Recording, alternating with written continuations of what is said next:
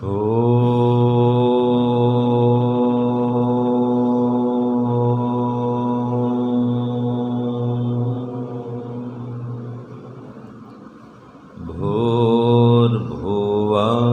स्वः तत्सवितुर्वरेण्यं भर्गो देवस्य धीमहि धियो यो नः प्रचोदयात्। सबको सादर नमस्ते जी। आज विचार करेंगे और उसका प्रयोग भी करेंगे कि सफलता प्राप्ति के लिए उपासना क्यों आवश्यक है। हाँ जी, सफलता प्राप्ति के लिए उपासना क्यों आवश्यक है। यदि उपासना नहीं करेंगे, ध्यान नहीं करेंगे तो क्या सफलता नहीं मिलेगी? तो उत्तर क्या है? अगर आप उपासना नहीं करेंगे, ध्यान नहीं करेंगे, ईश्वर से प्रार्थना नहीं करेंगे तो जो सहायता ईश्वर से मिलती है वो नहीं मिलेगी। विशेष सहायता मिलती है ध्यान उपासना करने से। जो धैर्य मिलता है, जो बुद्धि मिलती है, ठीक है ना, जो विशेष उत्साह मिलता है, साहस मिलता है, वो नहीं मिलेगा। आप उपासना प्रार्थना ध्यान न करो और मेहनत करते रहो। अगर उसमें थोड़ी भी कठिनाई आई, कोई विघ्न आया, बाधाएं आई, आप घबरा जाएंगे, उसको छोड़ देंगे और सफलता फिर नहीं मिलेगी। समझ रहे हैं? लेकिन उपासना करने वाला, ध्यान करने वाला आत्मिक रूप से इतना मजबूत हो जाता है कि कोई भी काम को शुरू करता है और जब काम शुरू कर देता है तो फिर बीच में कितने विघ्न बाधाएं आए वो घबराता नहीं है, उसको छोड़ता नहीं। कोई कुछ भी कहे, अपमानित करे, मान दे, अपमान दे, कुछ भी कहे, कुछ भी करे, वो अपने लक्ष्य प्राप्ति की ओर लगातार अग्रसर ही रहता है। और जब तक लक्ष्य न मिले तब तक लगे ही रहता है। ऐसा उत्साह उसके अंदर रहता है। और उपासना न करने वाले के अंदर ये उत्साह नहीं होता।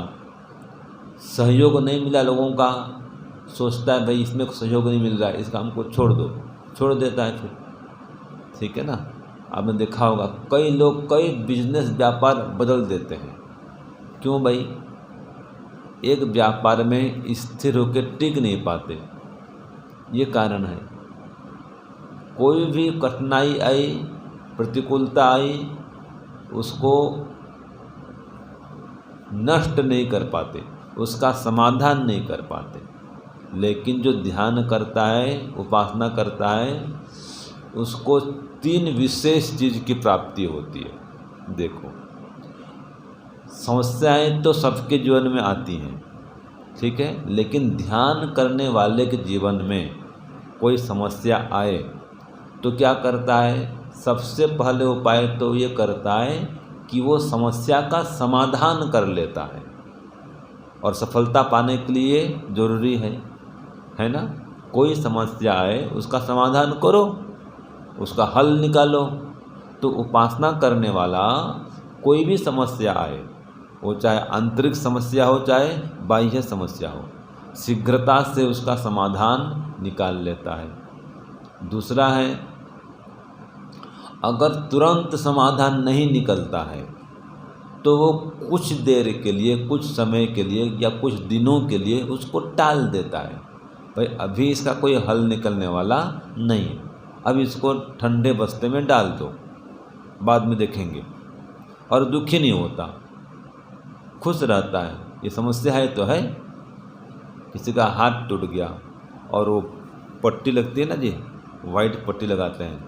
अब उस विघ्न तो है भाई, समस्या तो है, अब तुरंत समाधान क्या है उसका? वो तो 21 दिन, 25 दिन, 1 महीना वो पट्टी रहेगी, तब तक उसको छोड़ो, भूल जाओ, ठीक है, जब ठीक हो रहा है, सावधानी रखो। और तीसरा ऐसा उपाय है कि कोई समाधान है ही नहीं और टलने वाला भी नहीं है। अब क्या करेंगे? वो तो स्थायी रोग हो गया, जैसे कि वृद्धावस्था है। कोई समाधान है इसका? कोई इलाज है इसका? वृद्धावस्था आ गई, अब आ गई तो आ गई, अब जाएगी नहीं है, जीवन भर रहेगी। अब उसको सहन करो, है ना, और खुश रहो और अपने काम में आगे बढ़ते रहो, तो सफलता मिलेगी। और बोलेंगे हाय वृद्धावस्था आ गई, मैं बूढ़ा हो गया, अब कुछ नहीं कर पाऊँगा, मुझसे कुछ नहीं होगा, तो वो व्यक्ति सफल होगा? नहीं होगा। तो कोई भी समस्या आए, इसका समाधान करो पहले। तुरंत समाधान न हो तो उसका क्या करो? कुछ देर के लिए उसको टाल दो, और फिर टलने वाला भी न हो तो उसका फिर सहन करो, उसको सहन करो। तो ऐसा व्यक्ति जीवन में सफल होता है। और याद रखिए, ईश्वर उपासना करने वाले के अंदर ये विशेष शक्ति आ जाती है कि समस्याओं का समाधान कर सकता है, या टाल सकता है, या उसको सहन भी कर सकता है। इसलिए सफलम भवतु, अगर सफल होना चाहते हैं तो ईश्वर की उपासना जरूर करना। ईश्वर की उपासना करने वाला, ध्यान करने वाला अभिमानग्रस्त नहीं होता है, और अभिमान नहीं करेगा तो उसकी उन्नति प्रगति आगे से आगे होती रहेगी। और जो अभिमान में आ गया तो उसकी उन्नति रुक जाती है, वो आगे जिस गति से बढ़ रहा था वो बढ़ नहीं सकता है कि नहीं है। तो उपासना करने वाला कभी अभिमानग्रस्त होता नहीं है, सदैव सरल, विनम्र, निरअभिमानी बनकर रहता है, पुरुषार्थियों के काम करता है, सबके साथ मधुर संबंध, मधुर व्यवहार रखता है, तो सबका सहयोग प्राप्त करता है और खूब उन्नति करता है, प्रगति करता है, और जीवन में कोई भी काम करे उसमें सफलता अर्जित करता है। तो सफलता, मैंने कहा था ना पहले भी, कई प्रकार की सफलताएं होती हैं। छोटी छोटी सफलताएं होती हैं, लक्ष्य छोटे छोटे हैं तो सफलता छोटी छोटी, और आपने बड़ा लक्ष्य बना लिया, अंतिम लक्ष्य, तो सबसे बड़ी सफलता है वो। तो वो क्या है? सबसे बड़ी सफलता क्या है जीवन की? हाँ, ईश्वर की प्राप्ति, मोक्ष की प्राप्ति, जिसको कोई भी व्यक्ति मना नहीं कर सकता, उसका नाम है समस्त दुखों से निवृत्ति। क्यों जी राहुल जी, कोई मना करेगा इसको? भारतीय हो चाहे विदेशी हो, सभी लोग यही चाहते हैं ना कि मुझे लगातार सुख मिले, शांति मिले, आनंद मिले, दुख रहित आनंद मिले। यही तो मोक्ष है। किसी का बंधन नहीं हो, दबाव नहीं हो, मैं पराधीन नहीं हूँ, ये अंतिम लक्ष्य है। अब इस लक्ष्य को पाने के लिए ध्यान उपासना अनिवार्य है। समझ गए?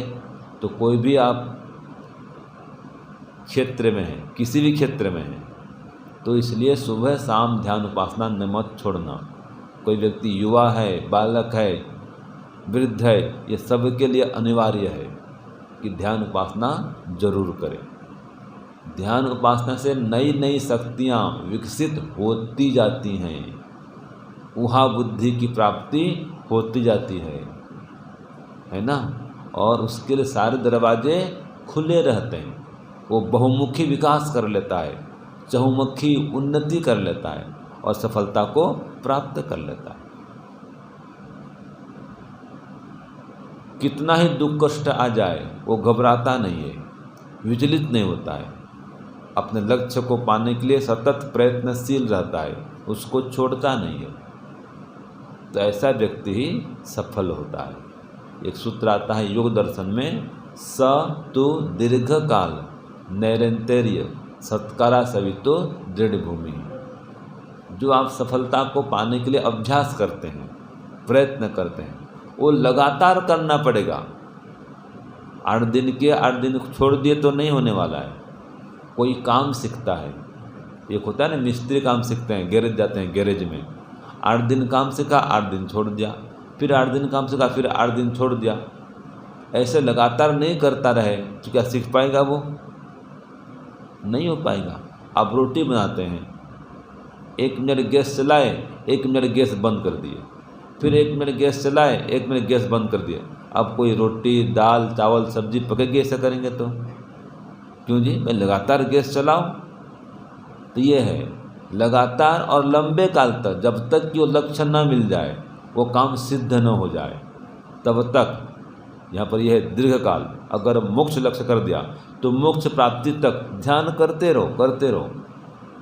समाधि लक्ष्य बनाया आपने तो समाधि प्राप्ति तक विवेक वैराग्य अभ्यास बढ़ाते रहो, बढ़ाते रहो। ये सत्व दीर्घकाल और निरंतर, ये हर दिन इसका अभ्यास करो, हर दिन ईश्वर का चिंतन करो, आत्मा का चिंतन करो कि मैं आत्मा हूँ, शरीर से अलग हूँ, और प्रकृति ये साधन है जिससे संसार का निर्माण हुआ है। इन तीनों तत्वों को जानो, इसी में जीवन की सफलता है, तभी मोक्ष होता है। ईश्वर, जीव और प्रकृति, इन तीनों का यथार्थ ज्ञान ही सफलता को दिलाने वाला है। परम सफलता, चरम सफलता, अंतिम सफलता अर्थात मोक्ष, जिसको तत्वज्ञान कहा है। तीनों के ज्ञान को क्या कहा? तत्वज्ञान। तो ज्ञानान मुक्ति, यह आता है सांख्य दर्शन में। तत्वज्ञान से ही मुक्ति मिलती है, जीवन सफल होता है। और बंधो विपर्ययात, जहाँ मिथ्या ज्ञान है, विपरीत ज्ञान है, वहाँ बंधन है, और जहाँ बंधन है वहाँ दुख है, वहाँ शोक है, वियोग है, पीड़ा है, रोग भी है। इसलिए बंधन मुक्त होना चाहते हो तो तत्वज्ञान उत्पन्न करो, और तत्वज्ञान की प्राप्ति के लिए ईश्वर, जीव, प्रकृति का चिंतन करो। ठीक है ना? तो आज हम ईश्वर, जीव, प्रकृति का चिंतन सहित ध्यान करेंगे, उपासना करेंगे, और संकल्प करेंगे हर दिन ये ध्यान उपासना करूँगा और लक्ष्य की ओर बढ़ूँगा, प्रत्येक दिन करूँगा। हाँ, एक बात इसमें और आती है, ब्रह्मचर्य पूर्वक करूँगा, श्रद्धा पूर्वक करूँगा, विद्या पूर्वक करूँगा। ठीक है? अंधविश्वास में पढ़ के नहीं, अज्ञानता पूर्वक नहीं, गलत ढंग से नहीं, सही ढंग से, सही रीति से। ठीक है ना जी? इस प्रकार से मैं ध्यान उपासना करूँगा तो अवश्य ही सफलता प्राप्त करूँगा। तो आइए ईश्वर, जीव का, प्रकृति का चिंतन सहित आज ध्यान करेंगे। आँखों को कोमलता से बंद करिए, सीधा बैठिए, उनको सीधा बैठाइए। हाँ, सीधा, नींद न आए। ठीक है? इसका प्रयास करेंगे। कमर, गर्दन, रीढ़ की हड्डी सभी एक सीध में। आँखों को कोमलता से बंद करिए, लंबा गहरा श्वास भरिए।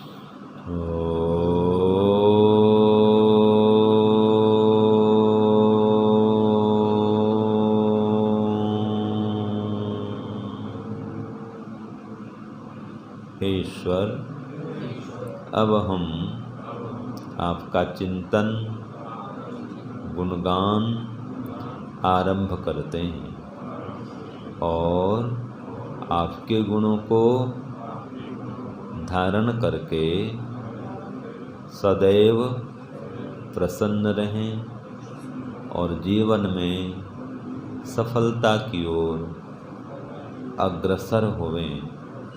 ऐसी आपसे विनती करते हैं। ओम सच्चिदानंदः। हे ईश्वर, आप सच्चित आनंद स्वरूप हैं। ओम निराकारः।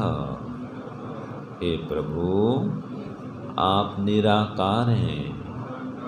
सब प्रकार के आकार से, रूप रंग से, भार से रहित हैं। आपकी कोई आकृति नहीं होती, आप निराकार हैं। ओम सर्वशक्तिमान। हे परमात्मा, आप अनंत शक्तिमान हैं, अनंत बलवान हैं। ओम न्यायकारी। हे प्रभुदेव, आप सबके साथ पूरा न्याय करने वाले पूर्ण न्यायकारी हैं। ओम दयालु। हे प्रभुदेव, आप दया के सागर हैं, दया के भंडार हैं। ओम अजन्मा। हे प्रभु, आप कभी भी जन्म धारण नहीं करते हैं। आपको उत्पन्न करने वाले कोई माता पिता भी नहीं हैं। आप अजन्मा हैं, स्वयंभू हैं। ओम अनंत। हे प्रभु, आपकी उत्पत्ति नहीं होती है, इसलिए आपका अंत भी नहीं है, आपका विनाश भी नहीं होता है। आप अनंत हैं, अनंत काल तक अनंत स्थान में फैले हुए रहते हैं और अनंत ज्ञान विज्ञान के, अनंत आनंद के भंडार हैं। ओम निर्विकारः। हे प्रभु, आप सब प्रकार के विकारों से रहित हैं। ओम अनादि। हे प्रभु, कभी आपका आरंभ नहीं है, आप अनादि हैं और अनंत काल तक रहने वाले हैं। ओम अनुपम।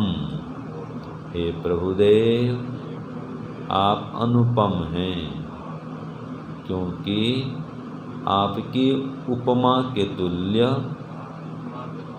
कोई भी पदार्थ संसार में नहीं है। ओम सर्वाधारः। हे प्रभुदेव, आप समस्त चराचर जगत के आधार हैं। ओम सर्वेश्वर। हे प्रभु, आप समस्त चराचर जगत के स्वामी हैं, ईश्वर हैं। ओम सर्वव्यापक। हे परमपिता, आप संसार के कण कण में व्यापक हैं, व्याप्त हैं। ओम सर्वांतर्यामी। हे प्रभुदेव, आप सबके अंदर विराजमान होकर के सबके अंदर की बातों को भी जानते हैं और सभी पर नियंत्रण भी रखते हैं। आप परमात्मा सर्वांतर्यामी हैं। ओम अजर अमर अभय। हे प्रभु, आप अजर अमर अभय हैं, अर्थात कभी भी वृद्ध नहीं होते, कभी भी मृत नहीं होते और कभी भी भयभीत नहीं होते। ओम नित्य। हे प्रभुदेव, आप नित्य हैं, सदा से हैं और सदा सर्वत्र विद्यमान रहने वाले हैं। ओम पवित्र। हे प्रभुदेव, आप परम शुद्ध हैं, परम पवित्र हैं। ओम सृष्टिकर्ता। हे परमपिता, हे विश्वकर्मा, आप ही समस्त विश्व का निर्माण करने वाले हैं, सृष्टि के निर्माता हैं और आप ही सृष्टि के पालनकर्ता भी हैं और प्रलय काल में सृष्टि का विनाश करता भी है। इस प्रकार आप परमात्मा सृष्टि उत्पादक हैं, सृष्टि संचालक हैं और सृष्टि संहारक हैं। अजर अमर अविनाशी हैं। मैं जीवात्मा भी यद्यपि अजर अमर अविनाशी हैं, अविनाशी हूँ, मैं जीवात्मा भी अजर अमर अविनाशी हूँ, किंतु मैं जीवात्मा अल्पज्ञ हूँ, अल्पशक्तिमान हूँ, अल्प सामर्थ्यवान हूँ, कर्म करने में स्वतंत्र और फल भोगने में आपके अधीन हूँ। मैं जीवात्मा न स्त्री हूँ, न पुरुष हूँ, न बालक हूँ, न वृद्ध हूँ। मैं जीवात्मा शरीर मन इंद्रियों से सर्वथा पृथक हूँ, अत्यंत सूक्ष्म स्वरूप हूँ। ये मेरा स्वरूप है। मैं जीवात्मा आपसे अलग हूँ, आप परमात्मा मुझसे अलग हैं। आप सच्चित आनंद स्वरूप हैं, ये आपका स्वरूप है और मैं जीवात्मा केवल सत और चित हूँ, आनंद से रहित हूँ। ये मेरा स्वरूप है। हे प्रभुदेव, मुझे अपने स्वरूप का और आपके स्वरूप का बोध कराइए, तत्वज्ञान कराइए और साथ में प्रकृति को भी जान सकूं, समझ सकूं, ऐसी मुझ पर कृपा कीजिए। हे प्रभु, ये प्रकृति तो समस्त संसार का आधार है। हम सब जीवात्माओं का यह साधन है। हम जीवात्मागण साधक हैं। आप परमात्मा हमारे साध्य हैं। यह प्रकृति जड़ पदार्थ है। इसी से आपने संसार का निर्माण किया है और इसके लिए आप सबसे पहले मूल प्रकृति से महतत्व बनाते हैं, महतत्व से अहंकार बनाते हैं, अहंकार से 5 ज्ञानेंद्रियाँ, 5 कर्मेंद्रियाँ, मन और 5 तन्मात्राएँ बनाते हैं। फिर 5 तन्मात्राओं से 5 महाभूत बनाते हैं और 5 महाभूतों से फिर समस्त संसार का और सभी प्राणियों के शरीरों का निर्माण करते हैं।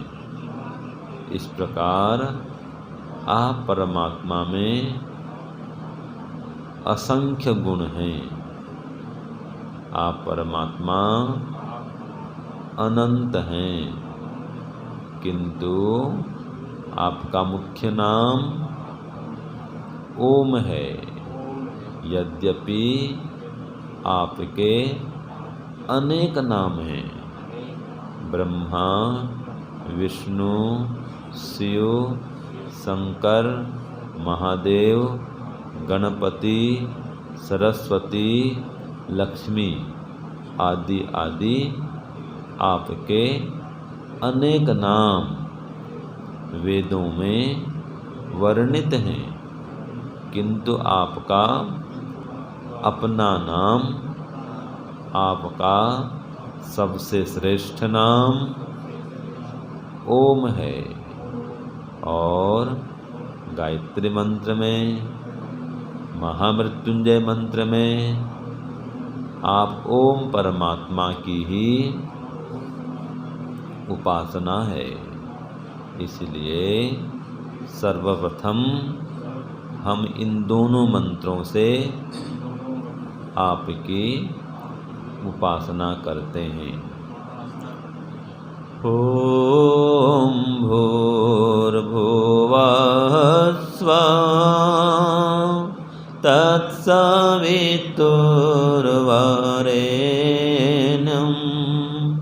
भर्गो देवस्य धीमहि धियो यो न प्रचोदयात्। बोलो ओम भूर्भुवः स्वः तत्सवितुर्वरेण्यं भर्गो देवस्य धीमहि धियो यो न प्रचोदयात्।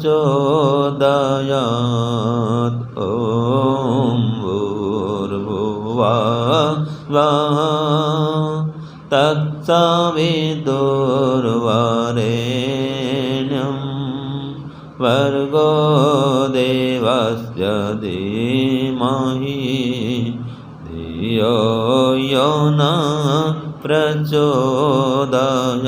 हे प्रभु ओम भूर्भुवः स्वः तत्सवितुर्वरेण्यं भर्गो देवस्य धीमहि धियो यो न प्रचोदयात्। धियो यो न प्रचोदयात्। त्र्यम्बकं यजामहे सुगन्धिं पुष्टिवर्धनम् उर्वारुकमिव बन्धनान् मृत्योर्मोक्षीय मामृतात्। त्र्यम्बकं यजामहे सुगन्धिं पुष्टिवर्धनम् उर्वारुकमिव बन्धनान् मृत्योर्मोक्षीय मामृतात्। प्रभु त्र्यम्बकं यजामहे सुगन्धिं पुष्टिवर्धनम्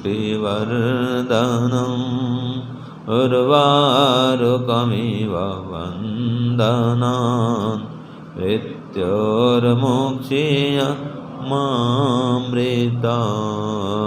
त्र्यम्बकं यजामहे सुगन्धिं पुष्टिवर्धनम्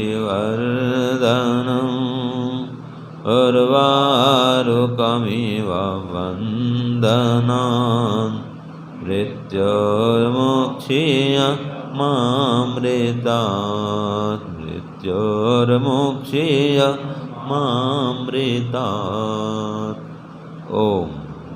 हे ईश्वर, आप सर्वरक्षक, सर्वव्यापक, सकल दुख विनाशक, परम सुखदायक हैं। आप ही समस्त जगत के उत्पादक, सर्वश्रेष्ठ, वर्णीय हैं। आप ही समस्त क्लेशों को भस्म करने वाले हैं। इसलिए आप परमात्मा देव का हम ध्यान करते हैं। आपके गुणों को धारण करते हैं। धियो यो नः प्रचोदयात्। आप हमारी बुद्धि को सन्मार्ग में विवेक वैराग्य समाधि के मार्ग में प्रेरित करें। इसलिए प्रार्थना करते हैं। ओम असतो मा सद्गमय बोलो।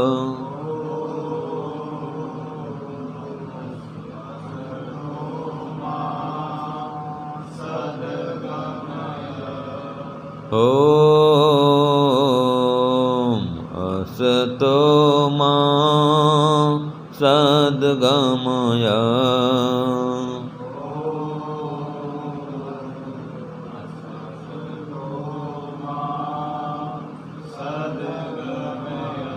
ओम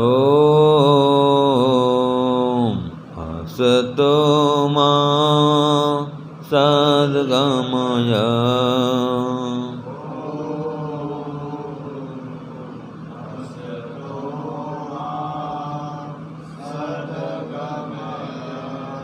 हे ईश्वर, आप हमें असत्य से छुड़ाकर सत्य की ओर ले चलिए।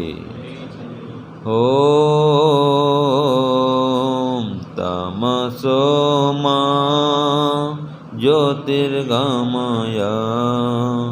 ओम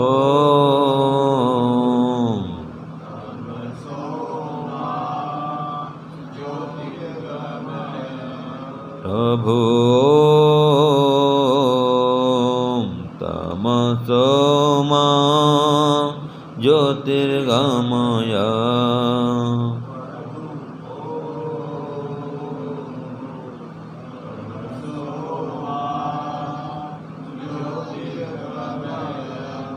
हे प्रभु, आप हमें अज्ञानता से दूर कर, अविद्या से दूर कर ज्ञान की ओर, विद्या की ओर अग्रसर करिए और अज्ञान को नष्ट करके हमें तत्वज्ञान दीजिए, मोक्ष दीजिए। इसलिए प्रार्थना करते हैं।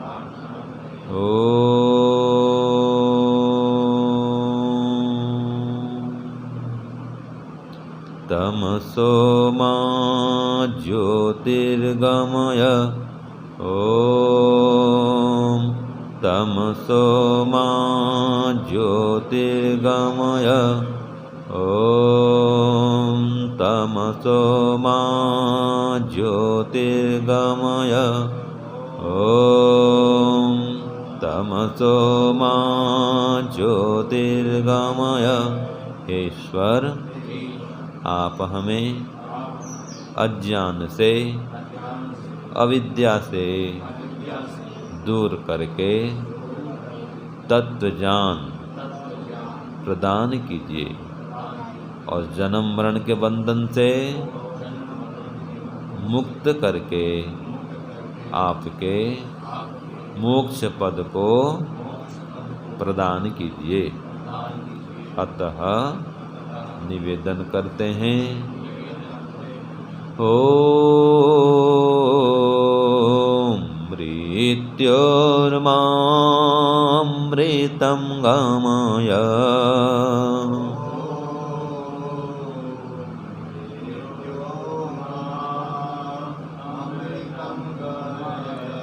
ओम मृत्योर्मामृतं गमय।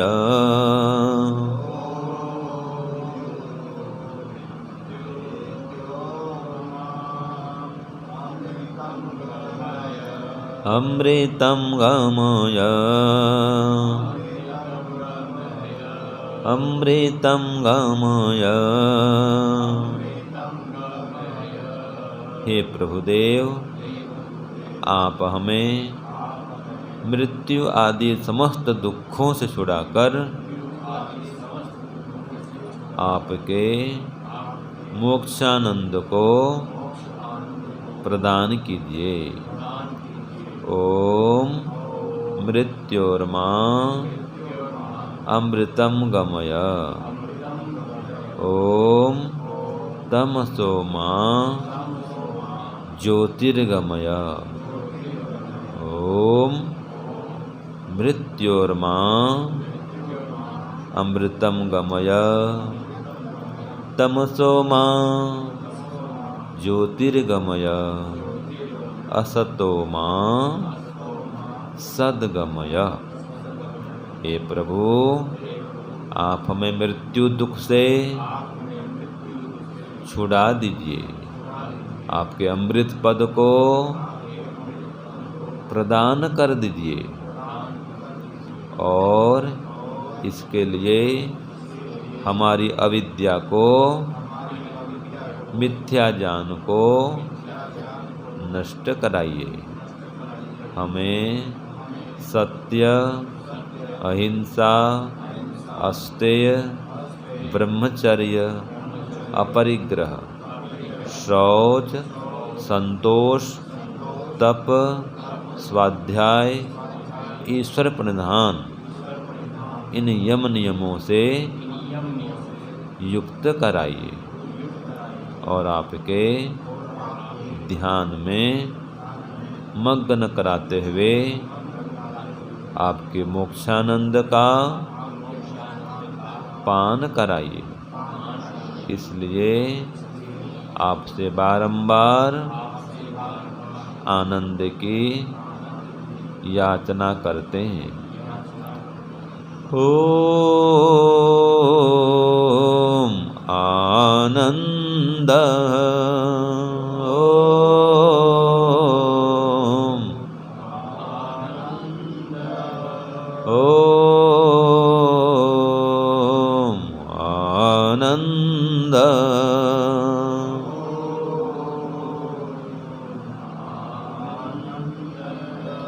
ओम आनंद।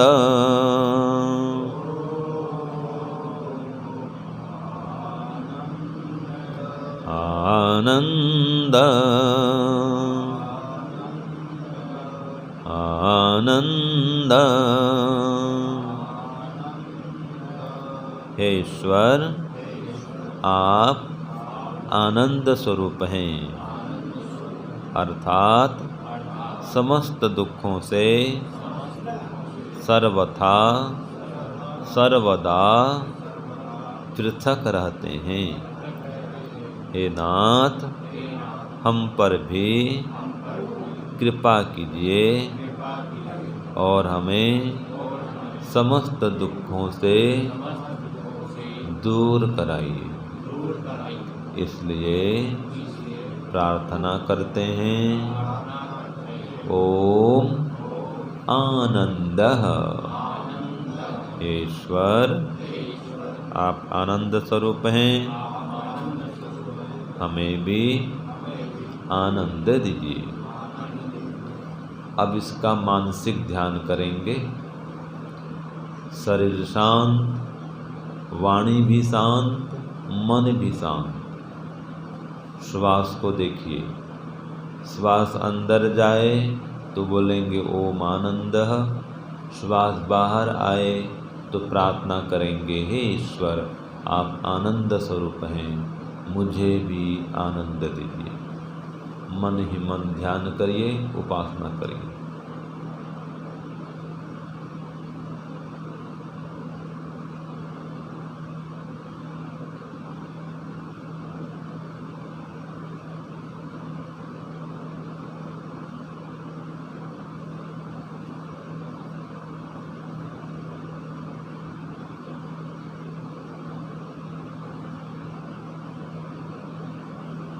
मन में ओम आनंद का ही जप चलेगा श्वास के माध्यम से।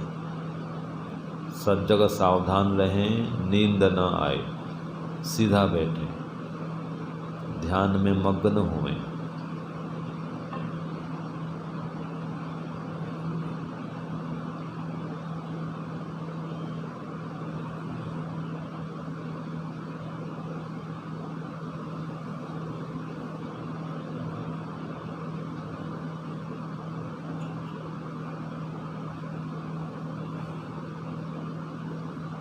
हे प्रभु, आप हमारे चारों ओर आनंद से ओतप्रोत होकर विराजमान हैं। आपके आनंद स्वरूप का ही हम ध्यान करते हैं।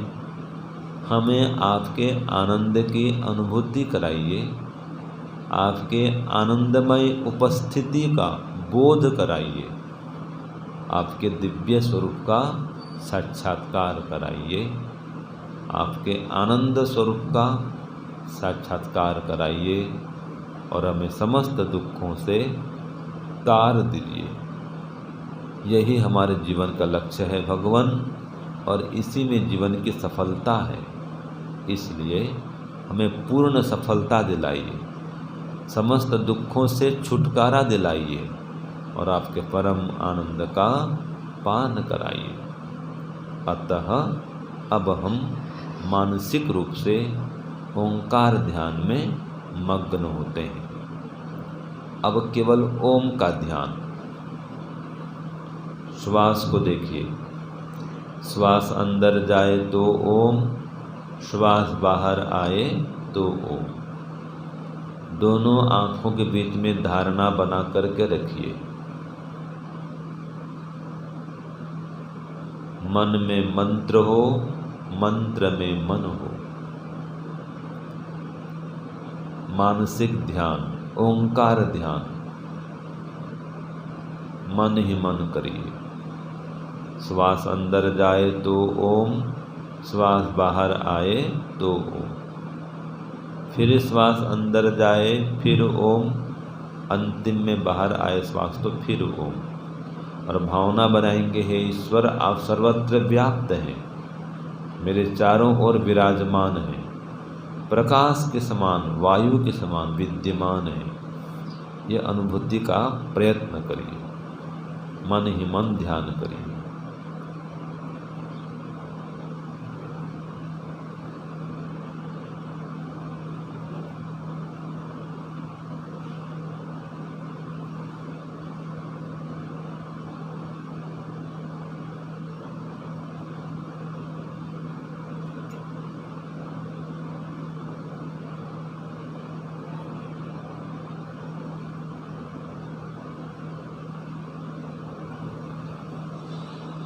हे प्रभु, हम आपके ही शरण में आए हुए हैं, हमें आपके शरण में स्थान दीजिए, आपके मोक्षानंद का पान कराइए और हमारे समस्त दुखों का अवसान कराइए। हे प्रभुदेव, यही मानव मात्र के, जीव मात्र के जीवन का लक्ष्य है कि समस्त दुखों से छूट जाना और सदैव आनंदित रहना, प्रसन्न रहना। इसी लक्ष्य की प्राप्ति में जीवन की सफलता है भगवान, इसी में जीवन की सार्थकता है, कृतकृत्यता है, संपूर्णता है। इसलिए इस लक्ष्य की प्राप्ति कराइए और हमारे जीवन को सफल बनाइए। ओम शांति शांति शांति। दोनों हाथों को रगड़ेंगे, धीरे धीरे आँखों को सहलाते हुए आँख खोलेंगे। देखिए, ये संक्षेप में ध्यान करा दिया, ठीक है। अब इसका प्रयोग आपको घर में करना है। ये तो हमने मानसिक ध्यान 4-5 मिनट का किया होगा, लेकिन आपको घर में 10 मिनट, 20 मिनट, आधा घंटा, 1 घंटा तक बढ़ाना है। ये मानसिक ओंकार ध्यान जो किए ना, इसकी बात कर रहा हूँ। और पहले जो गायत्री मंत्र जप किए, गा करके वो मानसिक स्थिति को संपादित करना है, संसार के विचारों से मन को हटाना है, ईश्वर की ओर बढ़ना है, चित्त को एकाग्र करना है। तो अहोत्तमा सद्गमय ओम आनंदा जो गाकर किए, ये तो सिखाने के लिए है, लेकिन वो घर में बिना गाए करना है, मन में करना है। समझ गए ना? तो गायत्री मंत्र का जप करेंगे अर्थ सहित, बिना गाए। ऐसे त्र्यंबकम मंत्र का भी जप करेंगे अर्थ सहित, बिना गाए। और अहोत्तमा सद्गमय तमसोमा ज्योतिर्गमय मृत्युर्मा अमृतम गमय, इससे प्रार्थना करेंगे। यही तो जीवन का लक्ष्य है, इसी में जीवन की सफलता है कि मृत्युर्मा अमृतम गमय। आप मृत्यु आदि समस्त दुखों से, बंधनों से छूट जाएंगे, जीवन सफल है। अब इस सफलता को पाने के लिए अविद्या का नाश करना अनिवार्य है, तत्वज्ञान पाना अनिवार्य है। इसके लिए स्वाध्याय, सत्संग, ये शिविरों में आना, उपदेश सुनना, फिर चिंतन करना, मनन करना आत्मा परमात्मा का, ये अनिवार्य है। और व्यवहार में यम नियम का पालन अनिवार्य है। इसलिए तीनों प्रार्थना है ये, असतोमा सद्गमय तमसोमा ज्योतिर्गमय मृत्युर्मा अमृतम गमय। और आप हमेशा आनंद चाहते हैं, हर व्यक्ति चाहता है आनंद, तो जप करें ओम आनंद का और प्रार्थना करें, हे ईश्वर आप आनंद स्वरूप हैं, मुझे भी आनंद दीजिए। और साथ में दूसरों को भी अपने व्यवहार से आनंदित करें, किसी को दुखी नहीं करे, किसी को अन्यायपूर्वक दुख न पहुंचाए, सेवा से, परोपकार से सबको आनंद पहुंचाए, तो ईश्वर से आनंद प्राप्त कर सकता है। ठीक है ना जी? तो ये व्यवहार काल में भी और ध्यान काल में भी ईश्वर की आज्ञा का पालन करें, ईश्वर को अनुभव करें, ईश्वर के अनुकूल चले, तो अपने लक्ष्य को प्राप्त कर सकता है और जीवन को सफल बना सकता है। जो व्यक्ति ईश्वर को छोड़ देता है उसका जीवन कभी सफल नहीं हो सकता। ईश्वर को जान नहीं सके तो जीवन असफल है, बेकार है, बर्बाद हो गया जीवन। तो ईश्वर को जानो। आप ईश्वर को जानने के लिए संसार में आए हैं, क्योंकि मनुष्य ही जान सकता है ईश्वर को, और कोई पशु पक्षी जान नहीं सकता। तो आप अगर आप प्रयत्न नहीं करते हैं उसको जानने के लिए, तो पशु में और आप में कोई अंतर नहीं रहा। तो जानने के लिए उसको इस प्रकार स्वाध्याय, साधना, समर्पण, इन सब को अपनाइए और परमात्मा की ओर आगे बढ़िए। ठीक है ना? तो घर जाकर के इसको दोहराना है। आज शिविर का ये अंतिम सत्र रहा ध्यान का, उपासना का। अब आपको घर में इसका अभ्यास करना है। और मैंने क्या कहा, 5 मिनट, 10 मिनट, 15 मिनट, 20 मिनट ऐसे बढ़ाते बढ़ाते 1 घंटा तक पहुंचना है, तो सफलता मिलेगी। जीवन सफल तब होगा जब 1-1 घंटा सुबह शाम आप ध्यान करेंगे, तभी ईश्वर की अनुभूति कर पाएंगे, विवेक वैराग्य बढ़ाएंगे, समाधि लगाएंगे, तो जीवन सफल होता है।